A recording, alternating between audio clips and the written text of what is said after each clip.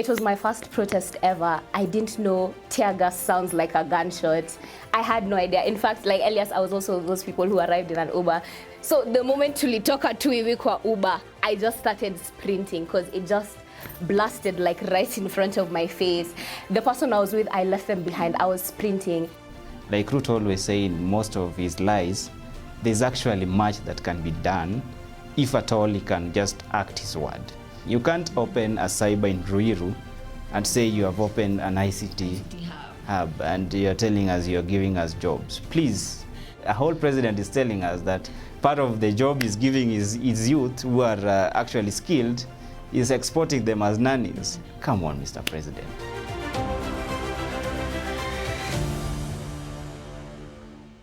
For the past month, the country has been grappling with the effects of the protest by the Gen Z. I don't think it's just a Gen Z protest because there have been millennials and even others who are Gen C, whichever that generation is. But here we are, and here at Shared Moments with Justus, we had to jump on this opportunity to talk to some of the people who have actively participated in the protests in one way or another, either the digital protest online or advocates who are helping people out and being the rescuers or the League of Nations as they have been described. But on set with me today, I have a few individuals who are going to talk to us about their experiences, their thoughts on what's happening in the country, and the biggest question, what is the way forward? My name is Effijan Atieno, and I'll be your host today. Welcome. So hi guys. Hi. Maybe we can just start by introducing ourselves to the audience, and I'll start with you, Furaha, on the other end. Hi, my name is Furaha Matunga. I am a student of international relations, and I am an active citizen. Oh, thank you, an active citizen. Okay, Jerusha Selah. Yes. Yes. Good morning, everyone. My name is Elias Souma.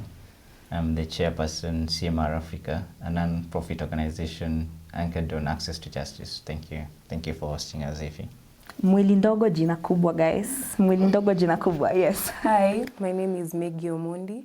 I'm a student at Strathmore Law School, and I'm happy to be here today.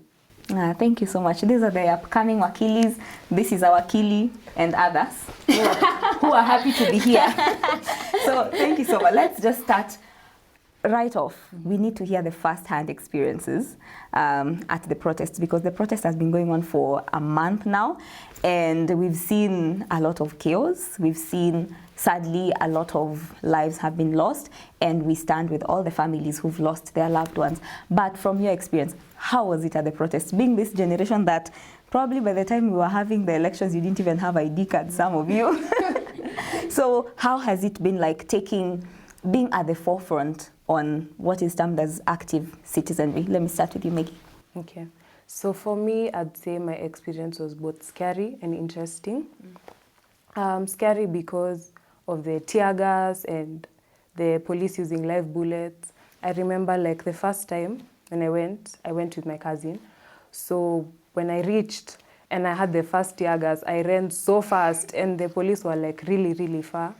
The interesting part was seeing many of my peers coming out and being vocal about things that people are not used to seeing us talking about. Yeah. So yeah, that was my experience. We'll actually have a little bit of conversation about that, because there's been a lot of talk that Gen Z has not really been active anywhere when it comes to anything politics or governance, but this time has been different. Elias, how was your experience?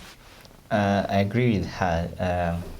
It was scary yet fulfilling, considering that when I arrived there, I must confess, I arrived there using an Uber. When I arrived there, I found a number of people of my age who are just out there to air their views. You know, people are out there to reject finance bill. Especially, it was a common cause that people didn't want this bill, but our parliamentarians, knowing who they are, they wanted to proceed as though nothing was of their concern, especially after people were airing those issues out. So when I got there, I found quite a large number of people of my age. They were buddies, you know. So I was really, I felt fulfilled. And then I was like, how can I participate as both an active citizen and as a professional? Then we realized that people were being, let me say, quotes and quotes, unlawfully detained by police because there's nothing wrong they did. there was no reason why you would abduct or detain someone whose only mistake is to carry a placard. And as an advocate, we know, knowing that there was nothing unlawful those guys did, participating in ensuring that they procure bail and so on and so forth was quite fulfilling. And I think I feel fulfilled having participated in all those demonstrations. Amazing. Yes, Furaha. I feel like mine was a mixture of so many emotions, like Elias and Maggie. There was, determination. There was a lot of empowerment. There's also a lot of anxiety and frustration. And like on one hand, I was happy that, we were able to get together. It was really motivating to see other people like me fighting for the same cause. But then on the other end, it was so anxiety inducing because it was my first protest ever. I didn't know tear gas sounds like a gunshot. I had no idea. In fact, like Elias, I was also those people who arrived in an Uber. So the moment tulitoka tu hivi kwa Uber, I just started sprinting because it just blasted like right in front of my face. The person I was with, I left them behind. I was sprinting.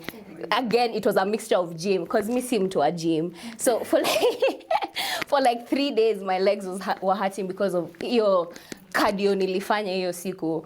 But then it was also really empowering, and to see people advocating for the same cause as you, it's empowering.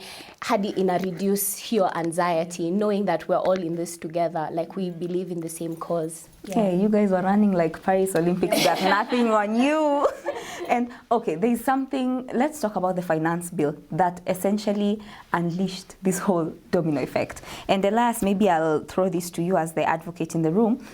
I remember on one of the days the protest was happening outside and people are trying to occupy parliament while parliamentarians were inside, and they passed the bill in a record time ever seen in this country. Yeah. What do you make of that? Is it just blatant disrespect, or is it just them doing their job and we are the ones being disrespectful? Where is our place in all this? Yeah, well, that was on 25th June 2024. I was in the middle of history, and I watched it live. When Kenya gained independence. Yeah, that was one of the days Kenya gained, let me say, third liberation independence. Because first, for people to manage to access parliament that day, it was like a vote of no confidence to parliament. Yeah. Because those parliamentarians are supposed to be our representatives, and the Article 1, which is now famous, the parliamentarians are supposed to exercise our authority on our behalf, but because what they were doing there was inimical with what the people wanted, people decided to go and recall those authorities that they have been given so that we can address our plight directly.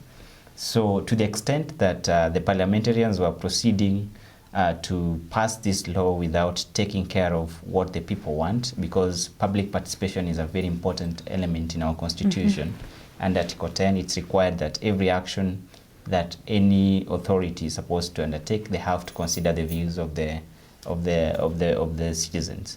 So it was out there that the people does not want this bill. Law Society of Kenya, professional bodies say that this bill needs to be rejected.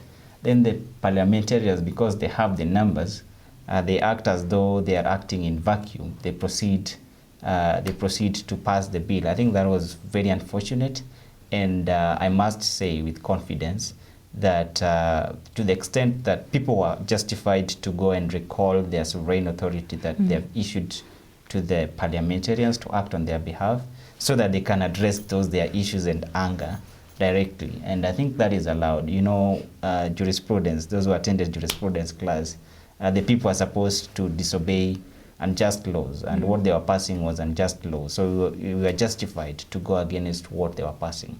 And I think it was a lesson for the future.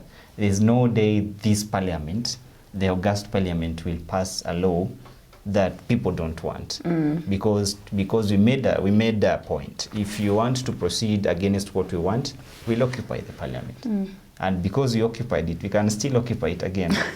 I think that is ours. Yeah. I think it was a good lesson for the future.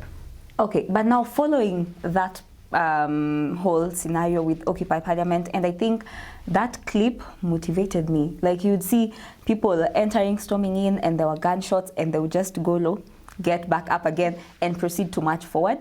And after that, we saw a lot of reaction from government. What do you make of the government's response? Let me start with you, Furaha. What do you make of the government's response? Because we've seen, number one, they're saying, okay, you guys wanted the finance bill out, it's out, fine. Then you guys started saying, oh, the cabinet has to go, all of them. And the cabinet was dissolved, all of them are dismissed. So now they're asking, what do you people want? And of course, there's the whole conversation on Twitter, hashtag Ruto must go and all the others. So what is it that we as a generation want? Because I feel like the issues that are being brought up, it's just morphing into one issue after another, and it's like the finance bill basically just opened Pandora's box. So what do you make of the government's response, and what is it that we want? While the dismissal of the cabinet secretaries and the rejecting the finance bill was a step in like the right direction, I feel like they're still very token gestures that were made only in response because of the protest. Because you remember, like, Mwanzo, they were taking us lightly, like they weren't taking us seriously. But then when the protest escalated is when they were like, oh, okay, nimetoa finance bill, oh, I've dismissed the cabinet secretaries. We still have a long way to go, and I don't believe we're asking for much. People are like, oh yeah, what more do you want? He's dismissed the cabinet secretaries, he's dismissed the finance bill. But we're just asking him to do his job, to uphold the constitution that he swore he would. Exactly. That we're just asking him to do his job. We're asking for accountability. We're literally asking for the bare minimum, and I feel like we're not being heard. These are very small token gestures kutuonyesha, si nimefanya. But government inakaaje? The corrupt government inakaaje? People don't have jobs. We're asking for accountability and also them being responsible for their actions as well. And I think from what you said, there's a clip that was going around about just these parliamentarians and all these politicians asking, so now what do you want from the president? And I'm like, it's actually very simple from where I stand. When he took an oath, he swore to abide by the rule of law. Right now we are seeing abduction after abductions, bodies being found everywhere. Denzel's body, God rest his soul in peace, was found in a quarry, lying down. He had been hit on the back and they're like, oh, he died of drowning. So, it's like there's this whole conspiracy and we are just becoming storytellers and we're just spinning stories left, right and center. But now, Maggie, there's something that has been, again, a point of discussion, how the parliamentarians and all these politicians have been behaving on social media. If you've been on TikTok, we've seen how they exude so much. They have money, so much bravado, and they talk a lot, if I might add. And I think that's one of the things that angered Kenyans. So from your perspective, because again, they've been talking about how they are our parents, we should respect our parents. Do you think our parents, and not our parents like our mothers and fathers, I'm saying this older generation has failed us as the young people? Okay, I wouldn't say they've failed us per se, because I feel like every generation has played a role in social governance and the political field at large. So like we have the 2010 constitution, which was brought by the past generations. So I feel like now is our time to take charge and Yeah, and I think that's actually a very good point, because a lot of people have been bashing the older generation, and I would understand why on that angle, because after the protest you'd see some old guys, I think in the Rift Valley, went with spears to attack the young people who are rioting and trying to do some cleansing rituals, and it's like they are already used to this kind of government. And one person even made a comment on Twitter and said, we lived under Moi, like, guys, this is nothing, you can just endure. And I'm like, okay, you lived under Moi, we did not, and we do not want to live under Moi or another form of Moi. But I like how you brought it up. But there's also the question of, why are the older generation so hands-off? Fine, they've participated in their own way since the time of the Saba Saba movement, the Mau Mau. We've had the referendum where we had the yes and the no, the chungo and the banana, and we had the new constitution to where we are. So each generation has had a role to play. But don't you think this time we actually need all hands on deck? Because I feel like, Elias, maybe you can tell us, since you're one of those borderline Gen Zs who are borderline Gen Z millennial. I'm neither Gen Z, I'm neither millennial. Zillennial. Apparently, that's what we're called. We're called Zillennial. Apparently. Yeah, I'm learning every day. Yeah, like my colleague has said, it's Fanon who said that each generation must, out of relative obscurity, discover its mission, choose to fulfill it, or betray it. So like you've said, each generation has always played its part or its role in the democratic process. Democracy is a process. The 1990s wing, the Sabasaba movement, the Orengos of our world, and I'll not mention the vintage buddies like Kenyatta, they're long gone. Let me mention the ones whom we saw, at least. The Orengos of our world, they have played their part. The Bishop Njoyas, they have played their part, and we really appreciate that. We've moved as a country, we've come all the way. We have a very robust constitution that is actually applauded worldwide as one of the best constitutions with a robust human rights, intrinsic human rights provisions. And I must say, this generation is the generation that is out to ensure that every word or every provision in our constitution is both respected and implemented. And that's why we are up in arms to ensure that there is accountability by our leaders. You've mentioned that our demands are so far becoming amorphous, such that they are not targeted as to what we want. And I think that's also dangerous but necessary, because if we ensure that every government or every political action is held accountable, we'll ensure that there's first reduced wastages in our governance system, and then we'll ensure that there is equity and equality in distribution of the resources that we have as a country. Let me mention these. Part of the reasons why we are out of the streets was actually not reject finance bill. The Gen Z knows that government has a role in taxing its society so that they can raise revenue for purposes of development. The reason why we were out of the street was because the money that was previously collected through the 2023 finance bill, there was no proper accountability. We could just see wastages, young MPs, let me mention Sudi, Murkomen, doing Arambes left, right, and center. Well, they might be businessmen, give it to them, but it was not making sense that someone can be making tens of millions every day in Arambes, yet we all know there's no factories that they have made, or they have no factories that they are running.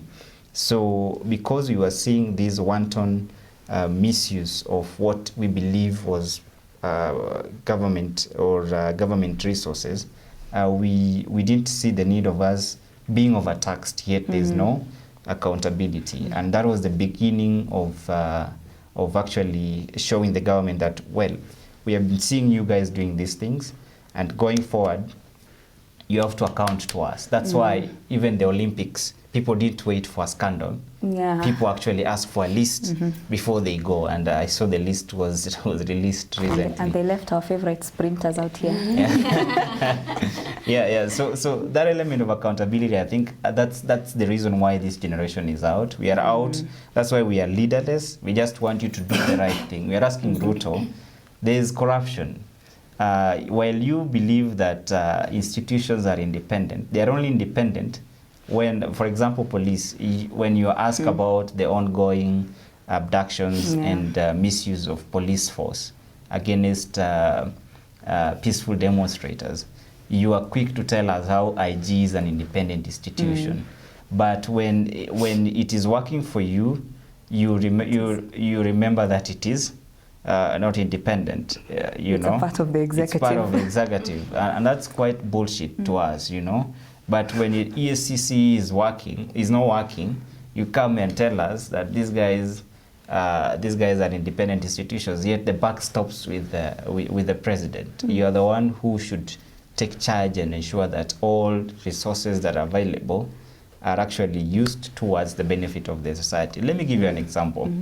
It was easy to get the number of those who were abducted, to follow them up. This government has enough machineries to trail all the resources that are always misused through corruption and hold them accountable through courts. But because there's no goodwill, Ruto cannot fight corruption because there's no goodwill. Either is because he's also corrupt, or, and I dare say, he is a victim in these corruption deals that are actually being spearheaded by the people in the government places. Yeah.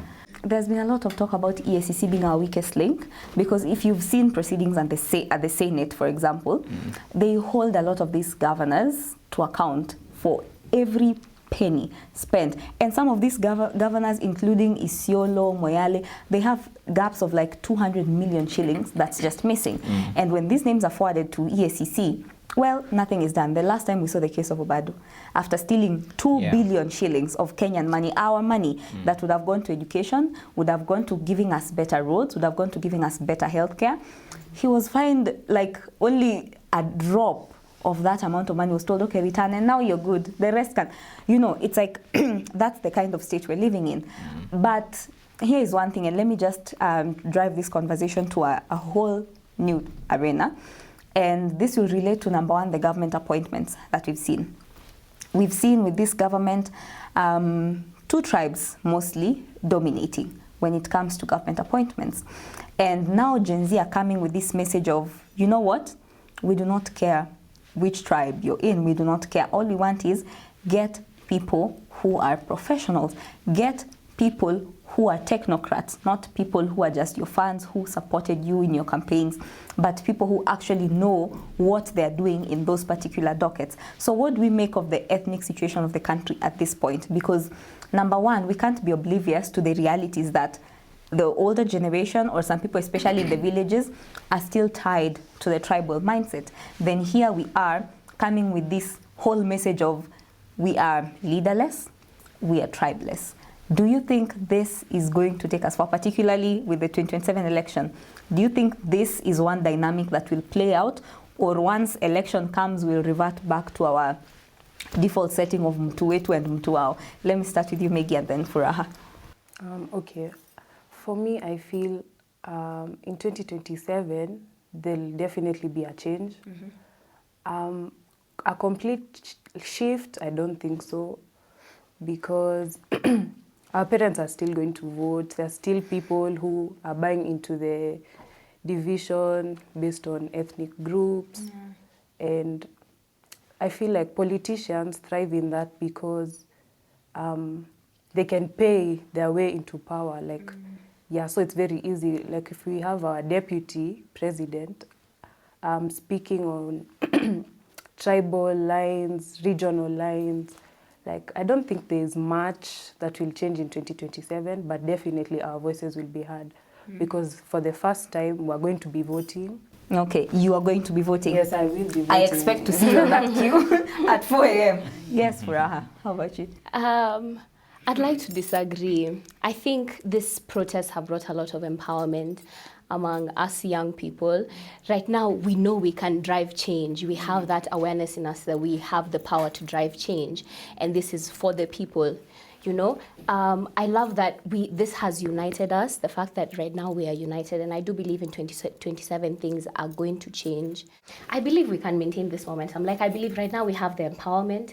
We have social media, which has really played a big part in these ongoing protests. And of course, let's not forget the retweets of Jacob Juma.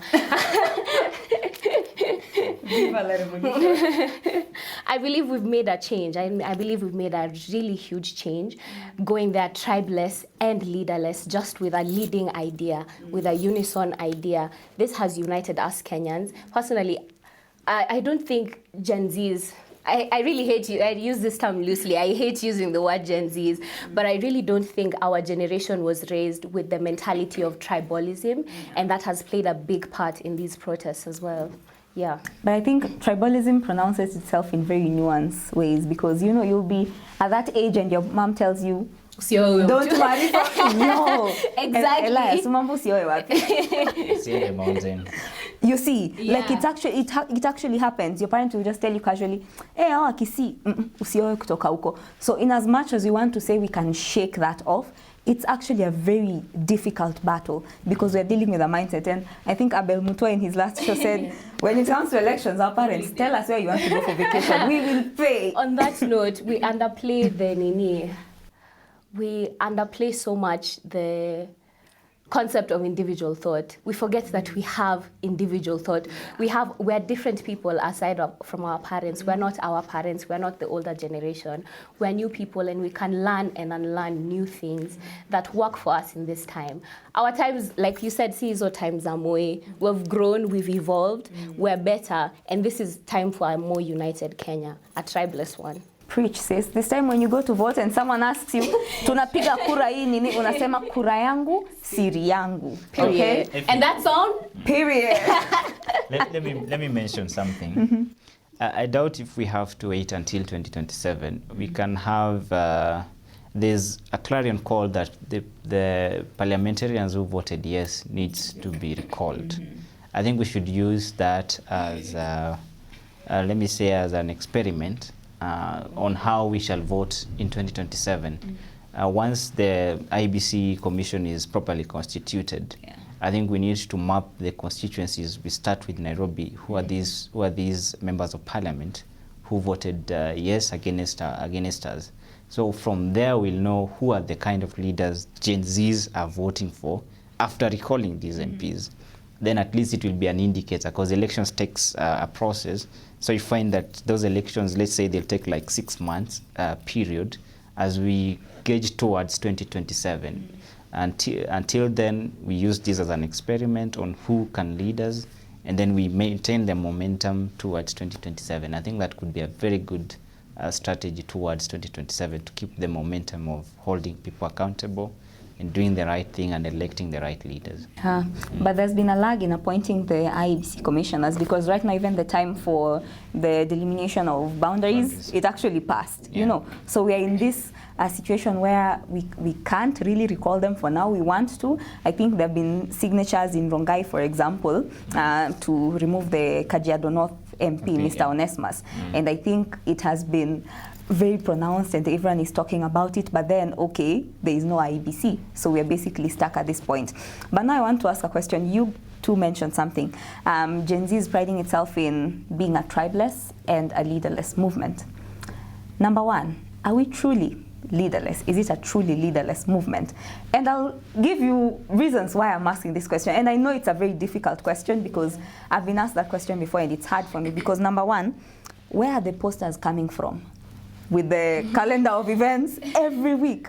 Number two, all the letters that, okay, the president makes an address and then there's a letter saying Gen Z movement, ABCD.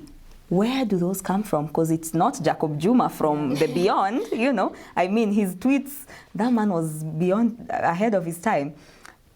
Are we truly leaderless? And if we are, is it a good thing or is it not? And I think for this, I'll want a response from all of you. Let's start with Council. I think umetumwa na DCI. We are not going to mention who our leaders are, but just to mention. Posters inatoka wapi? No, we are a movement full of professionals. Yeah. We have young advocates who have been on the line, taking care of those who have been unlawfully abducted and detained by the rogue police officers. We have graphics experts who are providing us with these banners whenever we have a demonstration. And photoshopped pictures, as Kiaria said. Yes, we had full a hospital with so many doctors. Even Kenyatta National Hospital does not have that, you know. So we are just a movement of professionals who are ready to take this country forward. You can't tell me that this is our go-to person, and it's based on this that through these professionals we have think tanks who try to help us on how do we proceed with this agenda. So on the question of who exactly are our leaders, I think the DCI has enough machinery. NIS has enough machinery. If they have sent you, tell them that Guys, I have not been sent. We pay taxes for that, they will give you. But our one leader who has been eminent, and we are really grateful, may his soul rest in peace, is Jacob Juma. He's been telling us what to go whenever we are, even right now with the presence of Raila bluffing in his movement, we have to go back to Jacob Juma and tell us who really is this guy and how can we deal with him as a movement. And I think our leader is out there. Wow. And you know where he is now. Ajipanguze vumbi akuje protest. Occupy Uhuru Park. Yeah. Yes, Furaha. I wouldn't answer about, I wouldn't know how to answer about who our leader is. I'd still say Jacob Juma. And the question of where the poster's coming from, I have no idea as well. I just see them. I just see them. I think on the question of, is it a good thing to be tribeless and leaderless? Like I said, we're paving a way forward for a more united Kenya. I believe us being leaderless has helped a lot because now, we're all coming from an individual thought into collective action. I believe if we had this conversation like 2 years back, 2 years back, how, for sustainable political change, we all have to come from a point of within, that we believe in this cause. That's when we come together for the same people, those people who believe in the same thought, to make a change, to ask for reforms, to demand for change. So I feel like us being leaderless has been a good thing, has been a very a good tool. It has been a strong suit for us. It has helped us, and I love that it's frustrating the government. I love that it's frustrating the government. We will frustrate you. We need to censor. Sorry. Finya. Yes, because now we're not coming out because of our thoughts of a political leader, which again was very tribal, was out of a tribal thought. We're coming out because we're tired as Kenyans. We're tired and we're coming together because we all believe and we're all going through the same problems. We're united by our economical issues. Yeah, so I believe it's a really good thing and it's our strongest suit. Yeah. Wow, I actually love that. Yes, Maggie? For me, I'd say we started, when the movement started, we were leaderless. But at the moment, I feel like many people are trying to seek for their own interests, posing themselves as our leaders. We had Baraza, the MP, saying he's the leader of Gen Zs and other people. So is it a good thing that we're leaderless? Yes, because why would we need a leader to speak on our issues? And we've already voiced our issues. So we don't really need a leader because they know what we want. So yeah, that's the long and short of it. Okay, so the Gen Zs are tribeless and leaderless. Viva Jacob Juma from the beyond. Now, there's something you mentioned, and I just want us to talk about it briefly. The professionals in this, and I've seen even, now the hate against lawyers has finally ended. Guys, you are free to date lawyers and doctors. We are good people. There has been this whole, literally this generation has built a functioning hospital in 2 days with suppliers, KEMSA, stop sleeping on the job. We have built an accountability platform, EACC, please wake up. Tech bros have built for us a whole system where we can see corrupt government officials. We can even tally how much they have stolen and what that could do if actually put to use. You can see something like 3,000 schools will be built. Do we know how 3,000 schools, how many that is? And we've seen advocates coming together to bail people out. We've had a functioning judicial system, like people working like clockwork. There's just an alert. Guys, there are people at Central Police Station.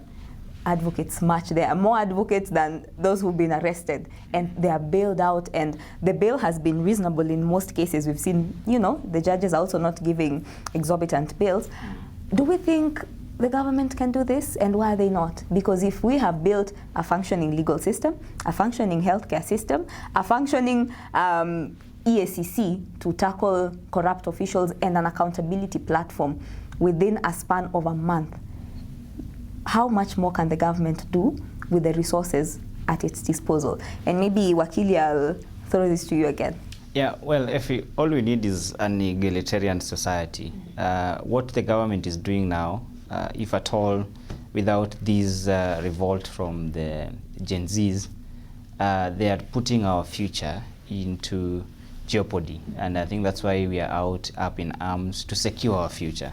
people like Ruto's, our parents, they have little, I'm not saying I don't know when I live, but based on statistics, based on their age, they have very few years to live here. But as we have quite a long number, a number of years to live, let me reduce what the governments need to do based on the problems that we are facing. As we speak, both our social, political, and economic factors are at risk. Let me begin with social aspects and what the government need to do and the risks that we have. As we speak, Gen Zs have made it clear that they fear nothing but marriage. You know what that means? Elias, no. Let me make these points. They are very serious points. What that means is that Article 45, which is the family as a foundational basic unit of the society, is at risk, is a threat. People are having children which they are not raising together. And that means that we have a young generation alpha that will be a danger to society because of lack of parenting. Yes, so when you will be rich, Effie, you'll be having a social problem where the Jadens are actually becoming a threat to either your wealth or so on and so forth. So you find that our future, most of our parents got married at this age. And that way there was a social moral society that was coming up based on their age, and a family was actually guaranteed. But right now, 80% of my friends, if I ask them, Chief, when are we doing this thing? They're saying it's not part of the plan. And what that means, time is catching up, age is catching up, and by the time we'll be married, maybe we'll never be married. So our future socially is a threat, both individual and as a society. If you go to economical aspect and what the government needs to do, the government needs to empower this generation. There's enough resources that can be used to put up factories, put up, like Ruto always say in most of his lies, there's actually much that can be done if at all he can just act his word. Those who are in relationship, you always say that you don't want lip service. You want to see.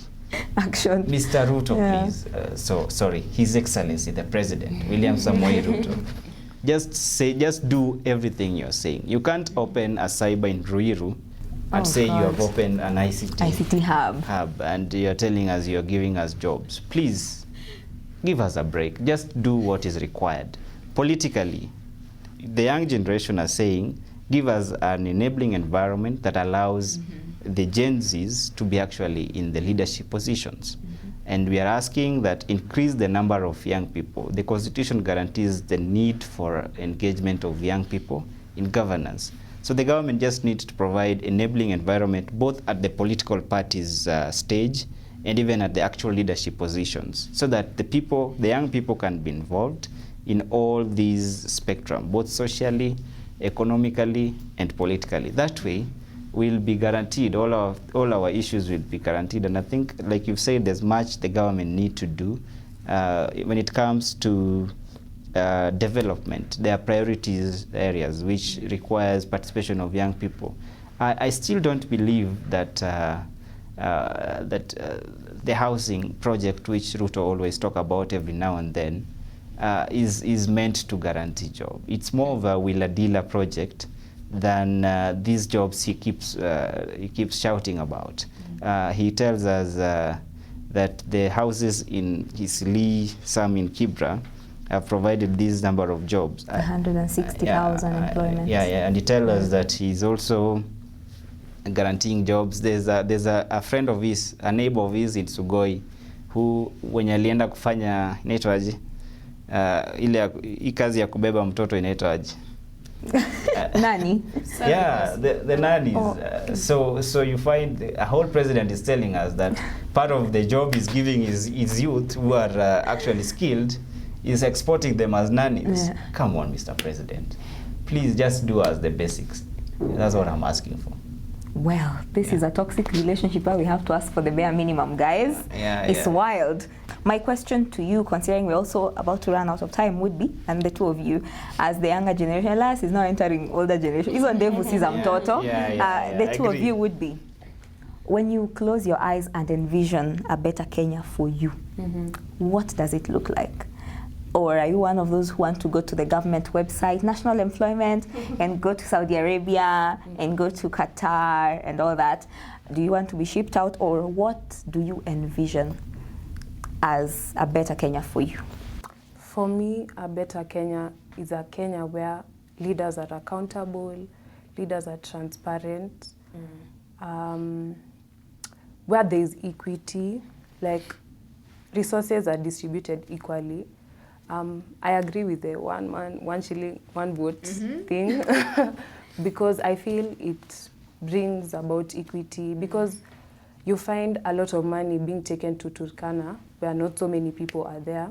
And then at the end of the day, even with the money they are being given and the population that should be invested in. The money is used to build apartments in Kilimani. And then recently we saw, I don't know if it was a governor, who used 1 million shillings on soda.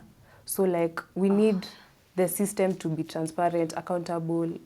Yeah, so I'm happy that we are already starting this initiative, and yeah, we pray for a better Kenya. Amen. Yeah. Thank you so much. Raha. My vision aligns so much with Maggie's because, yes, I also dream of a transparent, accountable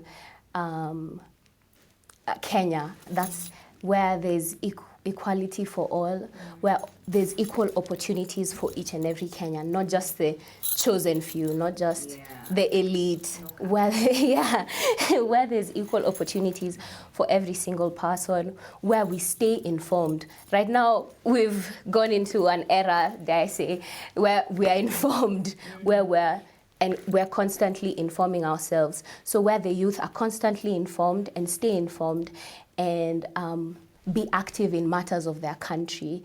Also stay empowered and always remember, you know, that their voice can have change, that their voice can activate change. A Kenya where we're empowered enough to know that our voice matters and we're the ones who make the change for the people.